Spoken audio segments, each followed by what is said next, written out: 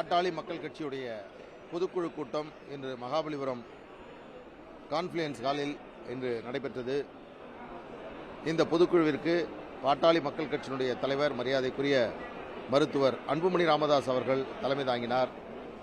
கட்சியினுடைய முன்னணி நிர்வாகிகள், மாநில நிர்வாகிகள், முன்னாள் சட்டமன்ற நாடாளுமன்ற உறுப்பினர்கள், முன்னாள் அமைச்சர்கள், சட்டமன்ற உறுப்பினர்கள், பல்வேறு நிர்வாகிகள் இந்த மாநாட்டில் தங்களுடைய கருத்துக்களை தெரிவித்தார்கள். மாநாட்டில் 20 தீர்மானங்கள் நிறைவேற்றப்பட்டது. 2 முக்கியமான தீர்மானம் நிறைவேற்றப்பட்டது. ஒன்று, மக்கள் விரோத ஆட்சி செய்து வரும் திராவிட முன்னேற்றக் கழகத்தை வீட்டுக்கு அனுப்ப வேண்டும். வரக்கூடிய 2026 தேர்தலில் திராவிட முன்னேற்றக் கழகம் படுதோல்வி அடைய வேண்டும். அந்த பணிகளை பாட்டாளி மக்கள் கட்சியினுடைய நிர்வாகிகள் முனைப்போடு வரக்கூடிய தேர்தலில் பணியாற்ற வேண்டும் என்ற மிக முக்கியமான ஒரு தீர்மானம், தமிழக அரசிற்கு எச்சரிக்கை விடுக்கக்கூடிய தீர்மானம் நிறைவேற்றப்பட்டது.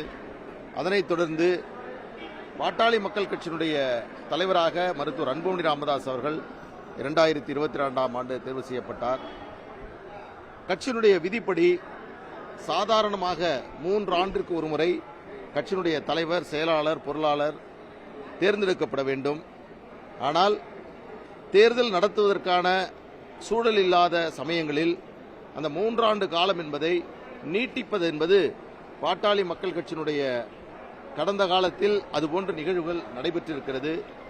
2026ஆம் ஆண்டு தேர்தல் வரக்கூடிய காரணத்தினால் இந்த சூழலில் தற்பொழுது தேர்தல் நடத்துவதற்கான போதிய அவகாசம் இல்லை என்ற காரணத்தினால் மருத்துவர் அன்புமணி ராமதாஸ் அவர்கள் தலைவராகவும், பொதுச் செயலாளராக வடிவேல் ராவணன் அவர்களும், பொருளாளராக திலகபாமா அவர்களும் அடுத்த ஆண்டு வரை ஒரு ஆண்டிற்கு அவர்களுக்கு பதவியை அவர்கள் தொடரலாம் என்ற முக்கியமான ஒரு தீர்மானம் என்பது நிறைவேற்றப்பட்டிருக்கிறது. கட்சியினுடைய விதிப்படி இதை இன்றைக்கு தீர்மானமாக ஒருமனதாக அனைவரும் கரவொலி எழுப்பி தங்களுடைய முழுமையான ஆதரவை தெரிவித்து இந்த தீர்மானம் நிறைவேற்றப்பட்டிருக்கிறது. அதனைத் தொடர்ந்து 18 தீர்மானங்கள் நிறைவேற்றப்பட்டிருக்கிறது. மிக முக்கியத்துவம் வாய்ந்த தீர்மானங்கள் இதில் கொண்டுவரப்பட்டிருக்கிறது. இதேபோன்று 2010ஆம் ஆண்டு கட்சியினுடைய தேர்தல் நடைபெற்று 13ஆம் ஆண்டு தேர்தல் நடைபெற வேண்டும். ஆனால் அப்பொழுது இதுபோன்று தேர்தல் நடத்தக்கூடிய சூழல் இல்லாத காரணத்தினால் 2014 வரை அந்த பதவியை நீட்டித்து அதனுடைய தகவல் தலைமை தேர்தல் ஆணையத்திற்கு அனுப்பப்பட்டு தலைமை தேர்தல் ஆணையமும் பதவி நீட்டிப்பை அன்றைக்கு உறுதி செய்தார்கள். அதேபோன்று இந்த பதவி நீட்டிக்கப்பட்ட விவரமும் முறையாக தேர்தல் ஆணையத்திற்கு தெரிவிக்கப்படும். அதன் அடிப்படையில் பல்வேறு தரப்பினர், பத்திரிகையாளர்கள், நண்பர்கள், நீங்கள் தொடர்ந்து கேட்ட கேள்வி, அவர் 2022 மே மாதத்தில் அவர் பொறுப்பேற்றார், அவருடைய பதவிக்காலம் மே மாதத்தில் முடிவு பெற்றுவிட்டது என்று சொன்னீர்கள். அந்த பிரச்சனை என்பது இனி எழுதாது. எனவே அவருடைய பதவி என்பது நீட்டிக்கப்பட்டிருக்கிறது. இந்த பொதுக்குழுவை கூட்ட அதிகாரம் உள்ள கட்சியினுடைய பொதுச் செயலாளர், தலைமை ஏற்கக்கூடிய கட்சியினுடைய தலைவர் இன்று அந்த 2 பேரும் சேர்ந்து இந்த பொதுக்குழு கூட்டியிருக்கக்கூடிய காரணத்தினால் முழுமையான சட்ட நடவடிக்கைகளை, கட்சியினுடைய விதிகளை பின்பற்றி இந்த பொதுக்குழு நடைபெற்றிருக்கிறது. நேற்று கூட இதை எதிர்த்து சென்னை உயர்நீதிமன்றத்தில் தொடரப்பட்ட வழக்கில் இதற்கு தடை விதிக்க மறுத்து பொதுக்குழு நடத்துவதற்கு தடை இல்லை என்று உயர்நீதிமன்றம் சொல்லியிருக்கிறது. இன்னொரு கேள்வியை நீங்கள் நிச்சயமாக கேட்பீர்கள். கட்சியினுடைய விதி 13 படி கட்சியின் நிறுவனர் அழைக்கப்பட வேண்டும், அவருடைய வழிகாட்டுதலின்படிதான் முடிவுகள் மேற்கொள்ளப்பட வேண்டும் என்று இருக்கிறது என்று சொன்னீர்கள்.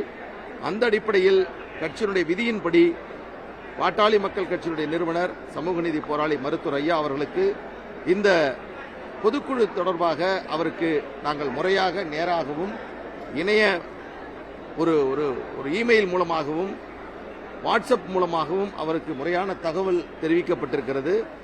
என்றாலும் நேற்று கூட உயர்நீதிமன்றத்திற்கு அன்புமணி ராமதாஸ் அவரும் வர வேண்டும் என்று நீதிபதி அவர்கள் அழைப்பு விடுத்த போது கூட உடல்நலம் காரணமாக வர முடியவில்லை என்று சொன்னார்.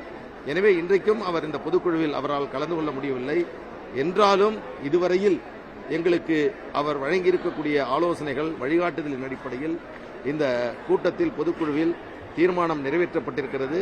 அந்த அடிப்படையில் அன்புமணி ராமதாஸ் அவர்களுடைய பதவியும் செயலாளர் பொருளாளருடைய பதவியும் மேலும் ஒரு ஆண்டு காலம் நீட்டிக்கப்பட்டிருக்கிறது.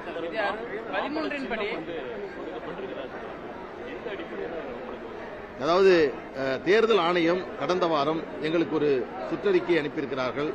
பீகார், புதுச்சேரி, தமிழ்நாடு போன்ற மாநிலங்களுக்கு அடுத்த 2026 நடைபெறக்கூடிய அந்த தேர்தலுக்காக தமிழ்நாட்டை பொறுத்தவரையில் பாட்டாளி மக்கள் கட்சி கடந்த தேர்தலில் போட்டியிட்டு அதில் அவர்கள் பெற்ற வாக்கின் அடிப்படையில் பேரா 10B காரணமாக அதற்கான சலுகையின் அடிப்படையில் மாம்பழம் சின்னம் ஒதுக்கப்படுவது தொடர்ந்து நடைபெற்று வருகிறது. அந்த அடிப்படையில் எங்களுக்கு வரக்கூடிய 2026 புதுச்சேரி, தமிழ்நாடு தேர்தலில் போட்டியிடுவதற்கு மாம்பழம் சின்னம் ஒதுக்கி தேர்தல் ஆணையம் சென்னை திலக் தெருவில் இருக்கக்கூடிய பாட்டாளி மக்கள் கட்சியினுடைய தலைமை அலுவலகத்திற்கு மருத்துவர் அன்புமணி ராமதாஸ் அவர்களுக்கு அந்த அறிவிப்பை தேர்தல் ஆணையம் வெளியிட்டிருக்கிறது. முடிவுகளும் சரி எதாக இருந்தாலும் நிறுவனங்களுடைய ஆலோசனைப்படி தான் எடுக்கணும் அப்படிங்கிறது இருக்கணும். அப்படின்னா இன்றைக்கு எடுக்கப்பட்ட தீர்மானங்கள் அவருடைய கவனத்துக்கு எடுத்து செல்ல அவருடைய அறிவுறுத்தல் இருந்துச்சு. அதாவது விதி 13 பின்பற்றப்பட்டிருக்கிறது, அது மீறப்படவில்லை. அவருக்கு அழைப்பு அனுப்ப வேண்டும். அவர் அழைப்பு அனுப்பப்பட்டது, உடல்நலம் காரணமாக அவர் வரவில்லை.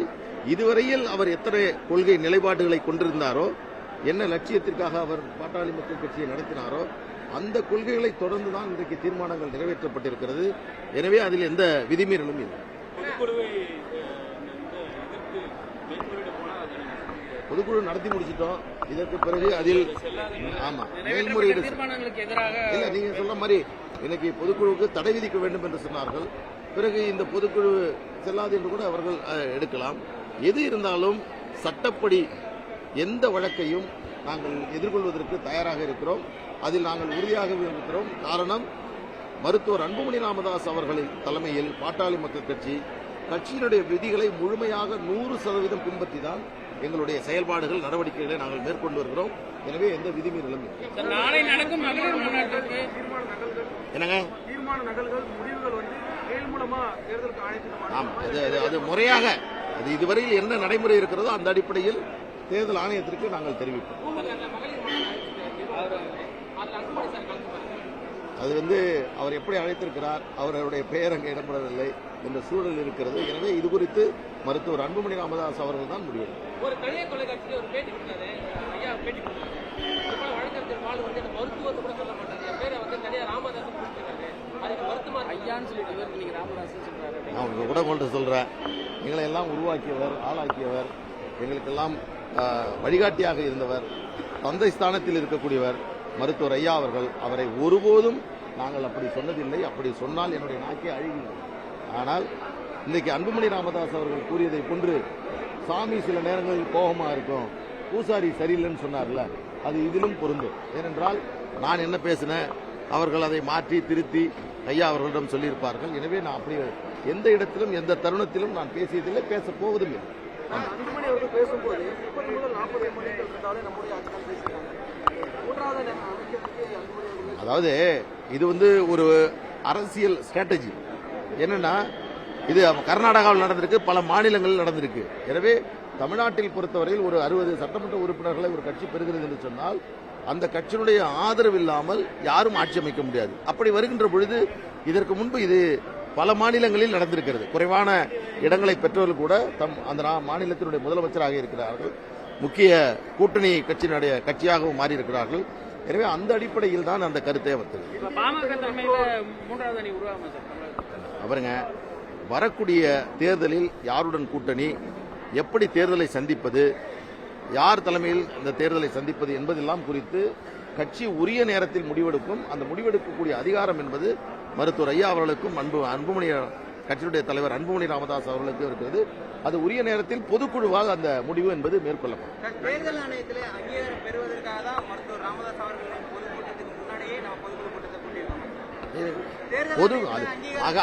அவங்க நடத்துறது மகளிர் மாநாடுங்க.